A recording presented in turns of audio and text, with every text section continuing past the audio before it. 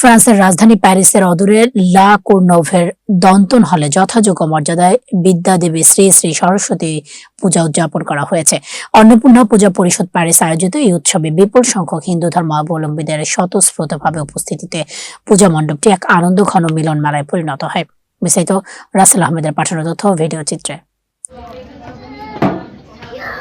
ফ্রান্সে বিপুল উৎসাহ ও উদ্দীপনার মধ্য দিয়ে অন্নপূর্ণা পূজা পরিষদ প্যারিসের আয়োজনে বিদ্যাদেবী শ্রী শ্রী সরস্বতী পূজা উদযাপিত হয়েছে। রাজধানী প্যারিসের নিকটবর্তী লা কর্নভ এলাকার ড্যান্টন হলে আয়োজিত এই উৎসবে বিপুল সংখ্যক হিন্দু ধর্মাবলম্বী সমবেত হন।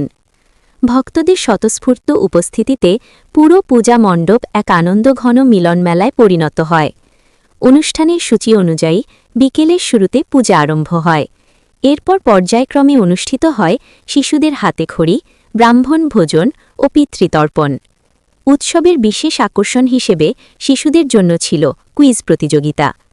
পূজাটি সফলভাবে সম্পন্ন করতে সার্বিক সহযোগিতায় ছিলেন শ্যামল নাথ ভৌমিক, খোকন ঘোষ, বাবুল বণিক, পলিন সাহা, পাপ্পু সাহা, প্রেম ঘোষ, দনা সাহা, সঞ্জয় ঘোষ, রিপন চন্দ্র, জয়দেব সাহা, বাপন করি ও সঞ্জয় বিশ্বাস।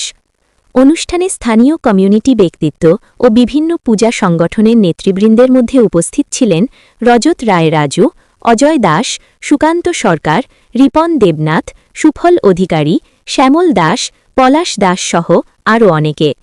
সুমা দাসের সঞ্চালনায় একটি মনোজ্ঞ সাংস্কৃতিক অনুষ্ঠান পরিবেশিত হয় এবং সবশেষে ভক্তদের মাঝে প্রসাদ বিতরণ করা হয়।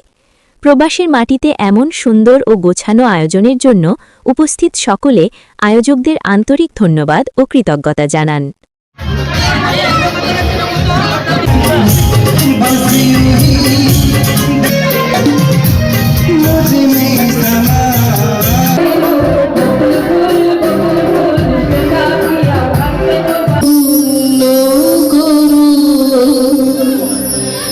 জীবন